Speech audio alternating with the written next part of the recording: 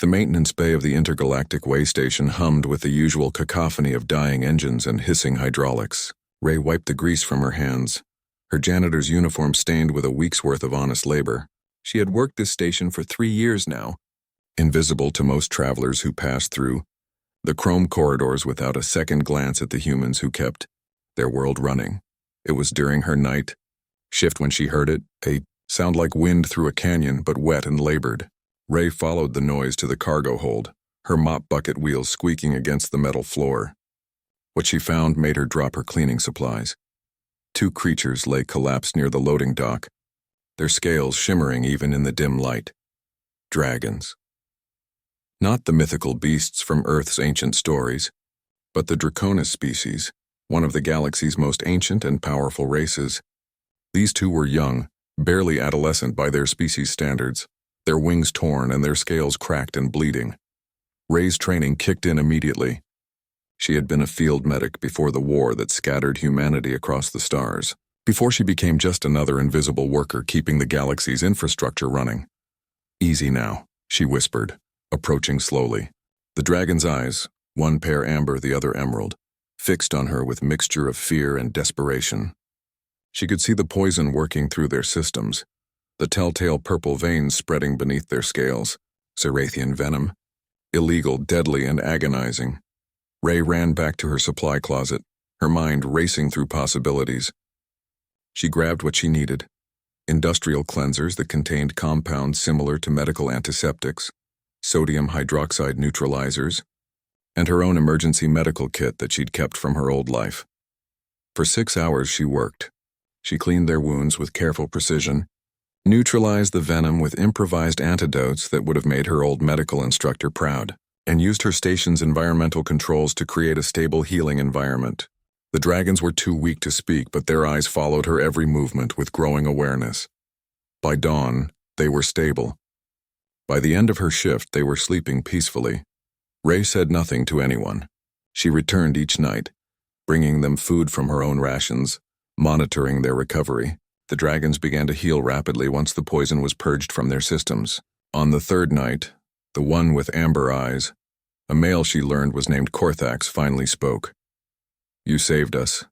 His voice rumbled like distant thunder. "Why?" Ray shrugged, checking the female dragon's wing sutures. "Because you needed help." "We are Draconis," the female, Silthera, said, her voice stronger than her brother's. "Our kind has treated humans as lesser, as servants." "I know," Ray said simply. "I'm a janitor. I'm used to being invisible." "You are a healer," Korthax corrected. "A warrior. We can see it in how you move, how you think." Ray smiled sadly. Now I'm just someone who cleans up messes." On the 7th night, Ray arrived to find the cargo hold transformed. Korthax and Silthera stood at full height, their scales gleaming with health, their wings spread in their full magnificent span. And they were not alone. The entire bay was filled with dragons, dozens of them, their scales ranging from obsidian black to pearl white, their presence so overwhelming that the very air seemed to vibrate with power. And at the center stood a dragon whose scales seemed to contain galaxies, swirling nebulae of purple and gold. The Dragon King. Ray froze, her mop still in hand. The king moved forward, his massive form somehow graceful despite its size. And then, as every dragon in the bay watched, he lowered himself to the ground before her. His great head bowed until it nearly touched the deck plating. "Ray of Earth," his voice resonated through the chamber, through her very bones. "Savior of my children, you have done what we failed to do. You found them when they were lost. You healed them when we could not reach them in time."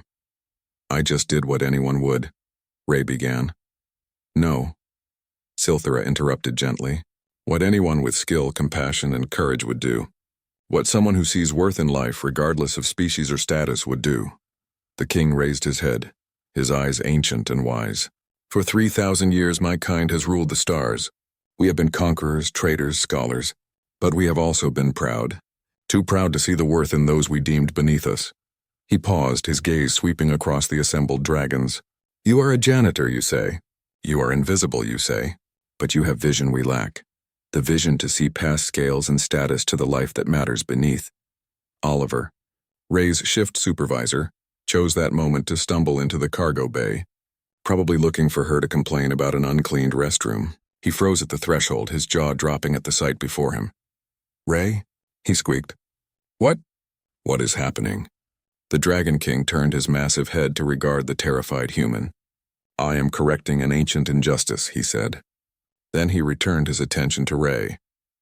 "You and your companion, and any human who wishes it, are hereby granted full citizenship in the Draconis Alliance. You will never be invisible again. You will never be just a janitor again, unless you choose to be." Ray felt tears threatening to fall. "Your Majesty, I don't need titles or citizenship. I just needed to help them." "I know," the king said gently. "That is precisely why you deserve it, and why humanity deserves it. You had every reason to leave my children to die. Your kind has been treated as servants and laborers for decades, but you didn't. You saw beings in need and you acted." He straightened, his wings spreading wide. "From this day forward, humanity is recognized as equals among the stars. And you, Ray, are named a Sister of Dragons, the first of your kind to bear such an honor." Korthax and Silthera approached, each placing a talon gently on Ray's shoulders. "You gave us our lives back," Korthax said. "We can never repay that debt." Ray smiled, finally letting the tears fall. "You just did."